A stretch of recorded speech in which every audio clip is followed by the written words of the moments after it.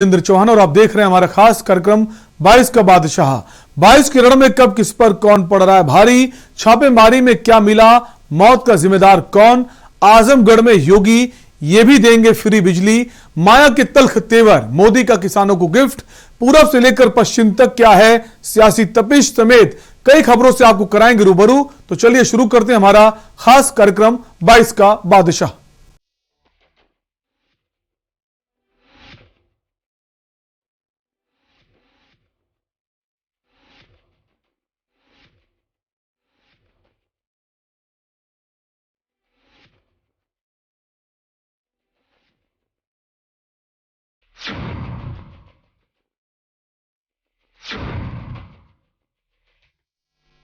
सबसे पहले बात करेंगे ताबड़तोड़ छापेमारी। आयकर विभाग के छापे में इत्र कारोबारी सपा एमएलसी पुष्पराज जैन उर्फ पंपी जैन और दूसरे कारोबारी फौजान मलिक के कन्नौज, कानपुर, दिल्ली, लखनऊ और मुंबई स्थित घर व प्रतिष्ठान से अब तक 4.50 करोड़ नगद बरामद किए जा चुके हैं।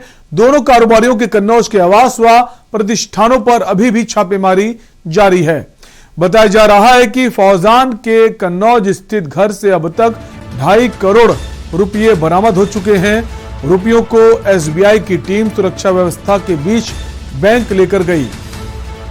टीम ने फौजान के कारखाने से प्रिंटर, कंप्यूटर को भी जब्त कर लिया है। कहीं पुष्पराज के मुंबई स्थित आवास से 2 करोड़ पर कैश मिला है। आयकर विभाग की टीमों ने शुक्रवार को 35 जगह एक साथ छापेमारी की थी।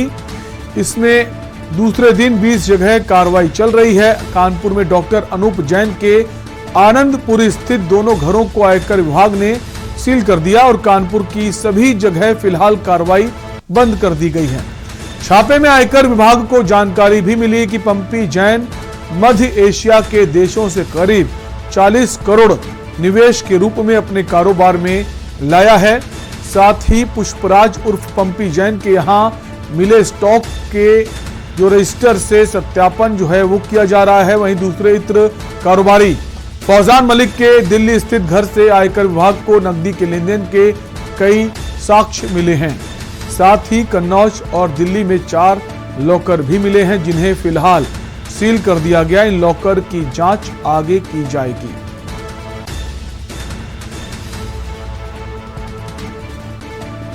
और इसी खबर पर हमारे सहयोगी न्यूज रूम से विशाल पंडित जुड़ गए हैं। विशाल, अगर इन छापेमारी की बात करें तो कानपुर में तो फिलहाल ये खबर आ रही है कि वहां पर छापेमारी बंद कर दी गई है, लेकिन बाकी जो ठिकाने वहां पर छापेमारी चल रही है और काफी संख्या में नकदी भी बरामद हो चुकी है। क्या इस वक्त लेटेस्ट अपडेट है, जानना चाहेंगे आपसे। बिल्कुल, अगर कानपुर की बात की जाए तो कानपुर में कहीं ना कहीं छापेमारी को बंद कर दिया गया है, लेकिन अभी भी जब क्योंकि अनूप जैन मुंबई में है, अपना इलाज कराने गए हैं जैसा उनको बताया गया है और इनकम टैक्स के अधिकारियों को। उसके बाद उनके सारे पूरे घर को सील कर दिया गया है। 3 जो कमरे थे उनको बता के सील कर दिए गए हैं और अब वहाँ पर सिर्फ गार्ड है और बाकी वो पूरी निगरानी में है। 3 गेट हैं वो भी सील है। अगर बात की जाए फौजान मलिक की तो अभी उनके घर से बड़े कैश मिलने की संकेत आ रहे हैं। अभी और कैश निकलना है फौजान मलिक के यहाँ से। वो भी इत्र व्यापारी हैं और लगातार जिस तरह से तो व्यापारियों पर लगातार शिकंजा कसता जा रहा है, इसमें भी कई चौंकाने वाले नाम चैलेंज सामने आने वाले हैं। लगातार मैं आपसे कह रहा हूँ कई चौंकाने वाले नाम सामने आए। बनारस के अंशुल जैन की अगर बात की जाए तो वो भी आईटी के रडार पर हैं क्योंकि लगातार वो भी पीयूष जैन और पंपी जैन दोनों से संपर्क में थे। चले विशाल, अगर अनूप जैन की बात करें तो अनूप जैन को लेकर क्या जानकारी है? क्या इनका अलग कारोबार है या फिर इनके संबंध पुष्पराज जैन या फिर पीयूष जैन से हैं? देखिए, अगर डॉक्टर की बात की जाए तो उनके बहनोई लगते हैं और उसके बाद तभी उनके घर पे छापेमारी हुई थी और अभी आनंदपुरी में लगभग 3 से 4 घर में और छापेमारी होनी है। तो कहीं ना कहीं जो लोग व्हाइट कॉलर बनकर घूम रहे थे, सारे काले कारनामे कर रहे थे, सबको कहीं ना कहीं आईटी अपने रडार पे लिए हुए हैं और बड़ी कार्रवाई करने से कहीं पीछे नहीं हट रहा है। क्योंकि आप देख सकते हैं कन्नौज वाले आवास पे भी छापेमारी चल रही थी। वहां से नोट जो बरामद हुए 5-5 रुपए के नोट निकले हैं, जिसको लेकर बाद में मशीनें वापस वहां से गई हैं। लेकिन अभी भी बहुत बड़े बड़े खुलासे होना बाकी है और कई बड़े बड़े व्यापारियों के नाम आना बाकी है। विशाल, जिस तरह से एक आशंका जाहिर की जा रही थी जैसे पीयूष जैन के ठिकानों से काफी नकदी बरामद हुई, शायद पहली दफा इतना कैश किसी व्यापारी घर पाया गया है, तो एक आशंका थी कि जो पुष्पराज जैन, पंपी जैन है जिन्होंने समाजवादी इत्र की लॉन्चिंग की थी, इनके ठिकानों से भी काफी संख्या में कैश बरामद होगा, ऐसा अब तक तो नजर नहीं आ रहा। बिल्कुल ऐसा अभी तक तो कोई अपडेट नहीं, लेकिन कहीं ना कहीं लेट बहुत हो गए। टीम लेट इसलिए हो गई क्योंकि जैसा बताया था समाजवादी सुप्रीमो अखिलेश यादव, उन्होंने कहा था कि मारना छापा कहीं और था और पड़ कहीं और गया, तो उसका जो टाइम मिल गया लोगों को, जैसा कहा जा रहा है कि उनको शायद टाइम मिल गया ये सब चीजें करने का, लेकिन कहीं ना कहीं जांच में जब खुल के सामने आएगा तभी चीजें ज्यादा क्लियर हो जाएंगी। अभी कोई भी अधिकारी बोलने नहीं चाह रहा है, कतरा रहा है बोलने से, लेकिन कहीं ना कहीं जहां जहां से जो चीजें मिली है, जो कागजात मिले हैं, जीएसटी चोरी लगभग मान ली गई कि जीएसटी चोरी हुई है, तो अभी प्रथम दृष्टया अगर माना जाए तो जीएसटी चोरी की ही बात सामने आ रही है। कुल मिलाकर विशाल ये माने कि अभी भी जो डीजीजीआई की टीम है, इनकम टैक्स की टीम है, उनकी रडार में और भी नाम हैं लिस्ट में, तो बहुत जल्द उन नए ठिकानों पर भी छापेमारी के लिए टीमें तैयार हैं। बिल्कुल शैलेंद्र, अगर आपको बता दूं तो कई छोटे छोटे व्यापारी भी इनकी रडार पे हैं कि जिनका पैसा लगा हुआ था, पंपी जैन का पैसा लगा था, ऐसी बातें सामने आ रही। तो अभी बहुत से नाम सामने आने वाले हैं और कई व्हाइट कॉलर आपको इस काले कारनामे में संलिप्त मिलेंगे, क्योंकि जिस तरह से आप, चाहे वो पीयूष जैन हो, चाहे पंपी जैन का नाम आ रहा हो, डॉक्टर अनूप जैन का नाम आ रहा हो, या अतुल जैन का नाम आ रहा हो, जिनका स्वरूप नगर स्थित फ्लैट में छापेमारी चल रही थी, तो ये सब व्हाइट कॉलर लोग थे, इन पर कोई शक नहीं कर सकता था। लेकिन अब कहीं ना कहीं इन सब के काले कारनामे खुल चुके हैं, तो कहीं ना कहीं भी और बिल्कुल लोग सामने आएंगे और कई बड़े व्यापारियों के नाम बिल्कुल कुल मिलाकर कह सकते हैं अभी उत्तर प्रदेश में जो छापेमारी है वो अभी थमने वाली नहीं है। कई ऐसे बड़े नाम फहरिस्त में हैं जिन पर बहुत जल्द छापेमारी होगी। बहुत बहुत शुक्रिया विशाल तमाम जानकारी के लिए। तो हम बात कर रहे थे इस वक्त जो छापेमारी चल रही है आईटी विभाग की कन्नौज में, हालांकि कानपुर में जो छापेमारी थी वहां पर बंद कर दिया गया है और जो प्रतिष्ठान थे जो जहां छापेमारी हुई थी उन्हें सील कर दिया गया है।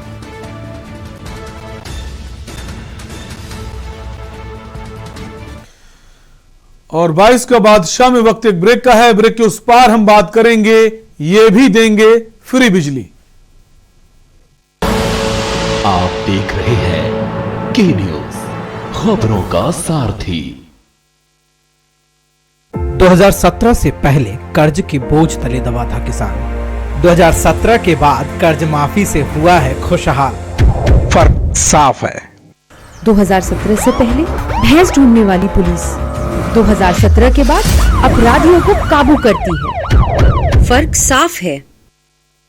2017 से पहले जो लड़के हैं गलती हो जाती है बोलकर छूट जाते थे। 2017 के बाद उन अपराधियों पर होती है कार्रवाई। फर्क साफ है। 2017 से पहले मेरठ से दिल्ली पहुंचना था दूभर। 2017 के बाद दिल्ली बस 1 घंटे दूर। फर्क साफ है। जुबान के लिए उड़ चला गैरों की ज़मीं पर, खुशबू अपने पन की ढूंढता। दूर कितना भी जाओ, इस जुबान से दूर ना जा पाओगे। रुमल बोलो जुबान केसरी। आप देख रहे हैं के न्यूज, खबरों का सारथी। ब्रेक के बाद एक बार फिर आपका स्वागत है और अब बात करेंगे, ये भी देंगे फ्री बिजली। उत्तर प्रदेश में इस साल होने वाले चुनावों के लिए पार्टियों की ओर से राजनीतिक घोषणा और वायदों का दौर शुरू हो गया है। इसी क्रम में सपा अध्यक्ष अखिलेश यादव ने नववर्ष पर सपा कार्यकर्ताओं को संबोधित करते हुए ऐलान किया कि प्रदेश में सपा की सरकार बनने पर घरेलू उपभोक्ताओं को 300 यूनिट फ्री बिजली दी जाएगी। इसके साथ ही किसानों को सिंचाई के लिए मुफ्त बिजली दी जाएगी। इससे पहले आम आदमी पार्टी ने भी यूपी में सरकार बनने पर 300 यूनिट फ्री बिजली देने का वायदा किया था। अब इस घोषणा से सपा ने आप का एक चुनावी वायदा अपना लिया है। अखिलेश यादव ने ऐलान किया है कि नए साल पर हर कोई संकल्प लेता है। हमारा संकल्प है कि सरकार बनने पर घरेलू उपभोक्ताओं को 300 यूनिट फ्री बिजली देंगे। उन्होंने कहा कि सपा के बारे में कहा जाता है कि सपा की कथनी और करनी में कोई फर्क नहीं है। भाजपा सबसे ज्यादा झूठी पार्टी है।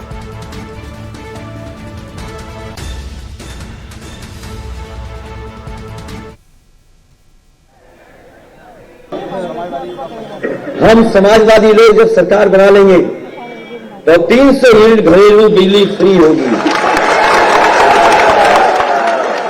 समाजवादी सरकार बनने पर 300 यूनिट बिजली घरेलू फ्री होगी और इसके साथ साथ हमारे किसानों की पूरी सिंचाई पहले की तरह फ्री होगी, माफ होगी। आज 22 है तो केवल हमारा पहला संकल्प पत्र यही रहेगा, पहला संकल्प। और समाजवादियों के लिए तो कहा ही जाता है कि समाजवादी पार्टी के बारे में यही कहा जाता है कि इनकी कथनी और करनी में कोई फर्क नहीं है। और जो भाजपाइयों के बारे में कहा जाता है कि भाजपाई जो कहेंगे वो झूठी कहेंगे। बताओ, सबसे झूठी पार्टी अगर कोई है तो वो भारतीय जनता पार्टी है। बताओ, झूठी पार्टी है कि नहीं है? इसलिए पहला संकल्प हम लोगों का है और पहली घोषणा जो मैनिफेस्टो में शामिल होने जा रही है कि 300 यूनिट घरेलू बिजली फ्री होगी और इसके साथ साथ किसानों के लिए भी सिंचाई माफ सिंचाई फ्री होगी। और जैसे जैसे हम लोग चुनाव में आगे जाएंगे, हम लोग अपने घोषणा पत्र में चीजें शामिल करते जाएंगे।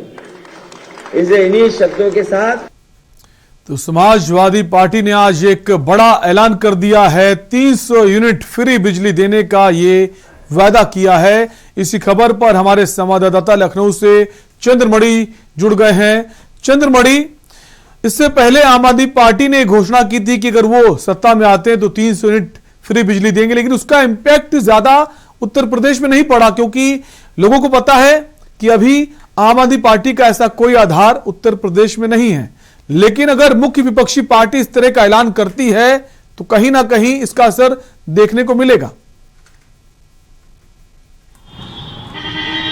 जी, निश्चित तौर से अगर मुख्य विपक्षी पार्टी के तौर पे जब सपा अध्यक्ष अखिलेश यादव ने खुद ऐलान किया है कि 300 यूनिट बिजली फ्री मिलेगी, तो उसको लेकर अब पब्लिक जरूर सोचेगी और निश्चित तौर से ये चुनावी मुद्दा हो सकता है क्योंकि सभी लोग, आम जन हो या खास लोग हों, सभी को बिजली की ज़रूरत होती है। और जो मध्यम वर्गीय परिवार हैं, जो गरीब तबके के परिवार हैं, उनके लिए काफ़ी महत्वपूर्ण हो सकता है क्योंकि 300 यूनिट के आसपास ही उनका महीने का बजट आता है और जब बिजली जैसी सुविधा फ्री मिलने लगे तो उन्हें कहीं ना कहीं मदद जरूर मिलेगी। क्योंकि अगर 300 यूनिट की बात करें तो 300 यूनिट अगर हम 6 ही रुपए के हिसाब से जोड़ लें तो 1800 के आसपास का बिल बनता है, यानी कि 2000 के आसपास का बिल बनता है। तो 2000 रुपए अगर उन्हें सीधा बचता हुआ दिखेगा तो वो वोट भी दे सकते हैं। अब ये देखना होगा क्या ये समाजवादी पार्टी जिस तरह से घोषणा कर चुकी है उसका जो आम जनता है उस पर क्या प्रभाव पड़ता है, और वहीं जो अब भाजपा जो सत्ताधारी दल है उसकी तरफ से क्या घोषणा की जाती है और क्या इसके जैसे कि समाजवादी चंद्रमणि, एक खास बात अखिलेश यादव ने यह भी कही कि हमारी कथनी और करनी में कोई अंतर नहीं है, मतलब कटाक्ष भी किया है बीजेपी पर और ये बताने की कोशिश की है कि समाजवादी पार्टी ने जो वायदे किए थे 2012 के चुनाव में उन्हें पूरा किया है। तो जनता विश्वास कर सकती है और इस ऐलान के बाद बीजेपी के लिए मुसीबतें बढ़ सकती हैं। क्या बीजेपी भी और आगे आकर कुछ ऐसा ऐलान कर सकती है? जनता के लिए तो फायदे का सौदा है चुनाव के वक्त, चाहे समाजवादी पार्टी हो वो अगर कोई ऐलान करे या बीजेपी।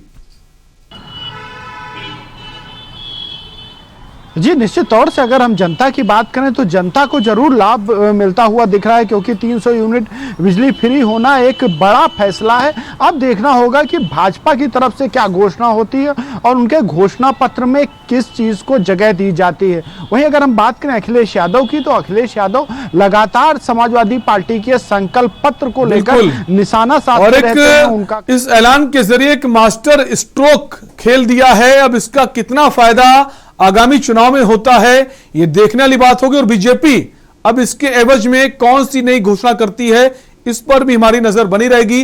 फिलहाल के लिए चंद्रमणि आपका बहुत बहुत शुक्रिया इस खबर पर हमसे जुड़ने के लिए। तो अखिलेश यादव ने नव वर्ष के मौके पर एक बड़ा ऐलान किया है, 300 यूनिट फ्री बिजली दी जाएगी अगर समाजवादी पार्टी उत्तर प्रदेश की सत्ता में आती है।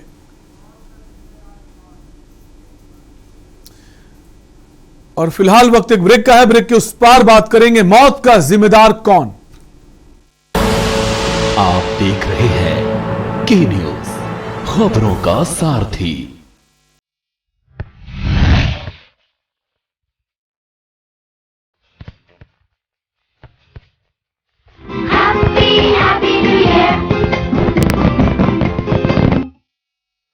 नमस्कार।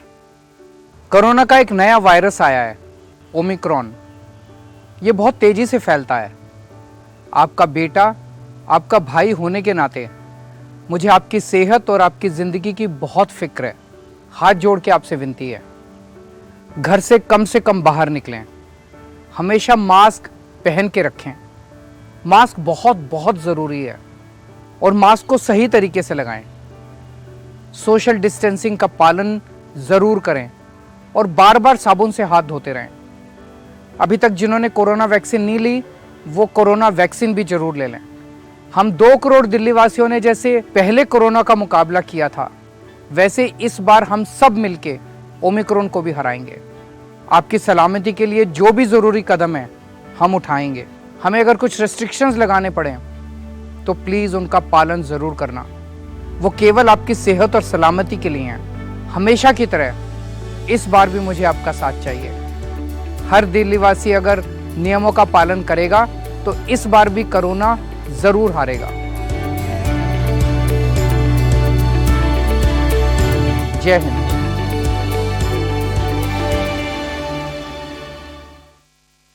पर ये दिल है कि चख रहा है उन्हीं अल्फाजों का नूर नूर और नूर नूर और नूर नूर और दूर कितना भी जाओ, इस जुबान से दूर ना जा पाओगे। रुमल, बोलो जुबान केसरी। आप देख रहे हैं के न्यूज, खबरों का सारथी।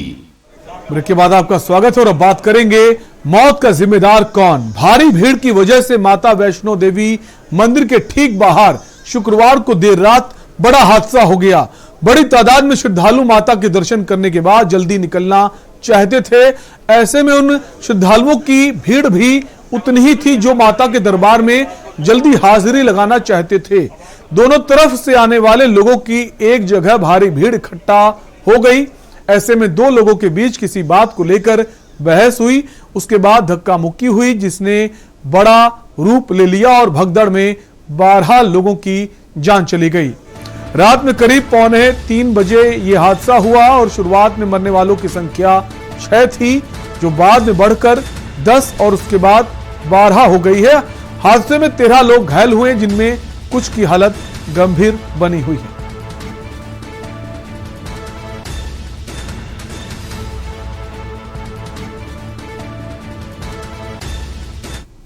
और अब ग्राफिक्स के माध्यम से आपको बताएंगे जो घटना हुई है उसके जो आंकड़े हमारे पास इस वक्त हैं। भगदड़ हुई गेट नंबर 3 के पास जो भवन बना था।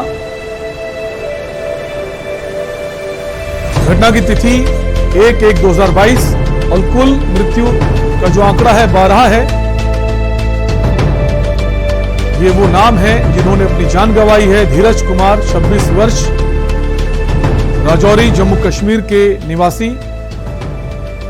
श्वेता सिंह 35 वर्ष, गाजियाबाद यूपी की रहने वाली।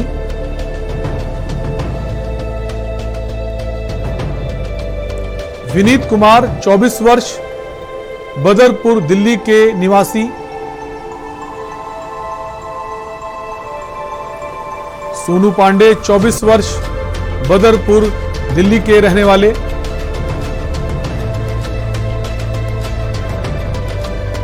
ममता 38 वर्ष, बेरी झज्जर हरियाणा।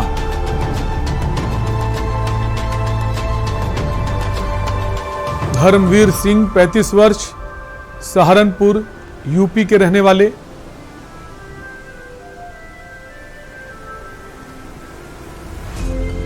विनीत कुमार 38 वर्ष, सहारनपुर यूपी के निवासी। तो ये वो नाम है मृतकों के जिन्होंने इस हादसे में अपनी जान गंवाई है। डॉक्टर अरुण प्रताप सिंह 30 वर्ष, गोरखपुर यूपी के रहने वाले। तो ये वो नाम है मृतकों के जिन्होंने अपनी जान गंवाई है। और अब बात करेंगे आजम के गढ़ में योगी। आज सीएम योगी आदित्यनाथ का आजमगढ़ खान के गढ़ में दौरा है। सीएम योगी रामपुर को 95 करोड़ की परियोजनाओं की सौगात दे चुके हैं। रठौड़ा के शिव मंदिर में पूजा करने के बाद जनसभा को संबोधित भी किया। कोरोना काल में जान जोखिम में डालकर काम करने वाली लोगों की सेवा करने वाली आशा बहुओं का सीएम ने सम्मान किया।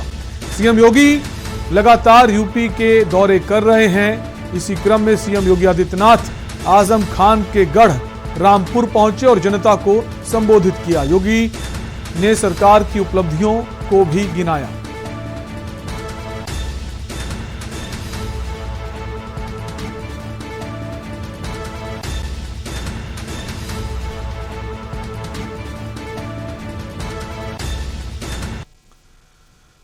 और अब बात करेंगे माया के तल्ख तेवर। बहुजन समाज पार्टी की नेता मायावती के अब तक मैदान में न उतरने को लेकर विपक्षी दलों के कटाक्ष पर जवाब देते हुए बसपा प्रमुख ने शनिवार को कहा कि चुनाव से पहले जो जनसभाएं की जा रही हैं वे जनता के पैसे और सरकारी कर्मचारियों की भीड़ के बूते की जा रही हैं।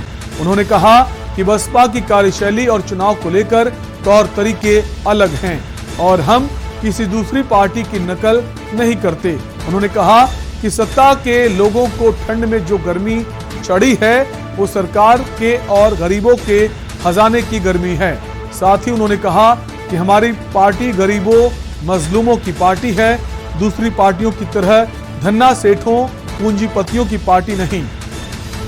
गौरतलब है कि 30 दिसंबर को केंद्रीय गृह मंत्री अमित शाह ने मुरादाबाद, अलीगढ़, उन्नाव में भाजपा की जनविश्वास यात्रा के दौरान बसपा पर हमला करते हुए कहा था कि बहन जी की तो ठंड ही उतर नहीं रही, चुनाव आ गया है और वे प्रचार करने के लिए भी निकल नहीं रही हैं। लगता है वे पहले ही हार से भयभीत हो गई हैं। इसी को लेकर मायावती पर मायावती तल्ख तेवर में आज नजर आई हैं।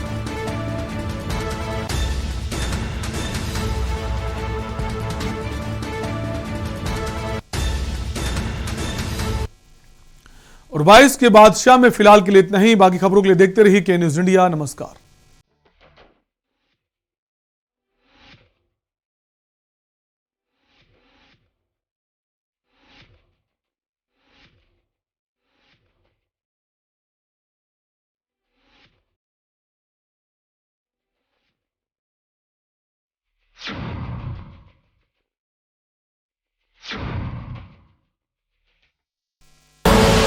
आप देख रहे हैं के न्यूज, खबरों का सारथी।